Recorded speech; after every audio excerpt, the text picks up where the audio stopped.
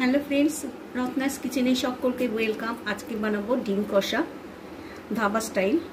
তার জন্য আমি কি নিয়েছি, আমি আগে থেকে বয়েল করে নিয়েছি, চুলেও নিয়েছি, আলু নিয়েছি, একটা আলুকে 4 ফালা করে নিয়েছি কাজু বাদাম, এখানে কাঁচা লঙ্কা আর আদা গ্রেট করা। তবুও আলাদা করে আমি গ্রেট করা আদা নিয়েছি, ফোড়নের জন্য জিরে নিয়েছি, শুকনো লঙ্কা নিয়েছি, রসুন থেতো করা নিয়েছি, নুন নিয়েছি, পেঁয়াজ কুচি, হলুদ গুঁড়ো, লঙ্কা গুঁড়ো, জিরে গুঁড়ো আর কারি পাতা আর শাহি গরম মশলা। কড়াইতে দিয়ে দিয়েছি সাদা তেল। এবার জিরে ফোড়ন দিয়ে দেবো। আমার স্টাইলে কিন্তু আমি ধাবা স্টাইল করছি, কিভাবে ধাবাতে গিয়ে করে সেটা সম্পূর্ণ না করে আমি যেভাবে বানাচ্ছি ধাবা স্টাইলের মতন করছি। তো আশা করি আপনাদের ভালো লাগবে। তো দিয়ে দিয়েছি জিরে ফোড়ন আর দিয়ে দিচ্ছি লঙ্কা আর দিয়ে দিচ্ছি একটুখানি নুন। এবার দিয়ে দেবো পেঁয়াজ কুচি,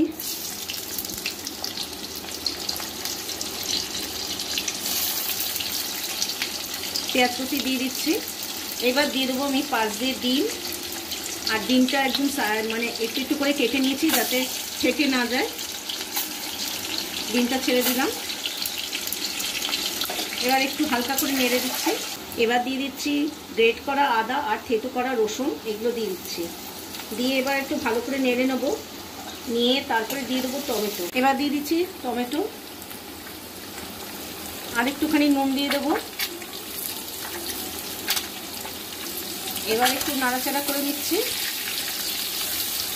এবার দিয়ে দেবো কেটে রাখা আলু, এটা দিয়ে একটু নাড়াচাড়া করে নেব। এবার দিয়ে দিচ্ছি হলুদ গুঁড়ো, লঙ্কা গুঁড়ো, জিরে গুঁড়ো সব একসঙ্গে দিয়ে দিচ্ছি, দিয়ে একটু নাড়াচাড়া করে নেব। কড়াইটা এইদিকেও নড়ে যাচ্ছে, ভীষণ কিন্তু তেতে গেছে কড়াইটা। একটু নাড়াচাড়া করে নিচ্ছি ভালো করে।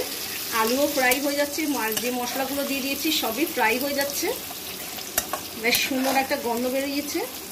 আর জল দেওয়ার কিন্তু প্রয়োজন নেই, যেহেতু টমেটো একটু ভিজা ভিজা হয়, টমেটোর থেকে নিজের থেকে জল বেরোয়, এই জন্য আলাদা করে আর কোনো জল দিলাম না। এবার দিয়ে দেবো এই পেস্টটা। আঁচটাকে এখন কম করে রেখেছি,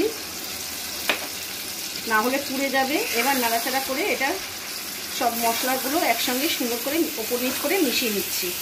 একটু জল দেব কষানোর জন্য, আর একটু যাতে একদম লেগে না যায়। বাদাম বাটা দিলে কিন্তু সহজেই কিন্তু লেগে যায়, সেটার দিকে খেয়াল রেখে অল্প একটু জল দিলাম। আর একটুখানি কষিয়ে নেব। জল দিয়ে দিচ্ছে, আপনারা যেরকম গ্রেভি খান সেইভাবে কিন্তু জল দিতে হবে। আমি খুব বেশি জল দিইনি, অল্প জল দিয়েছি। আর কিন্তু রান্নাটা প্রায় হয়ে এসছে। এবার দিয়ে দিচ্ছি শাহি গরম মশলা দিয়ে দিলাম, আর সবার শেষে দিয়ে দিচ্ছি কাসুরি মেথি। সুন্দর একটুখানি হাতের সাহায্যে একটুখানি গুঁড়ো গুঁড়ো করে দিলে খুব ভালো হয়। আর সবার শেষে বাকি রয়েছে একটুখানি ঘি। তো একটুখানি রান্নাটা প্রায় হয়ে এসছে। এবার আঁচটাকে কমিয়ে দিয়ে এটাকে একটু ফুটতে দেবো, তারপরে নামিয়ে ফেলবো। কেমন লাগলো আমার এই রেসিপি? যদি ভালো লেগে থাকে অবশ্যই কিন্তু একটা লাইক দেবেন, আর আমার সঙ্গে থাকবেন, আর বেশি বেশি করে শেয়ার করার চেষ্টা করবেন, প্লিজ প্লিজ প্লিজ। আর যারা সাবস্ক্রাইব করছেন না তারা প্লিজ সাবস্ক্রাইব করে আমার পাশে থাকবেন। ভালো থাকবেন, সুস্থ থাকবেন, বাই।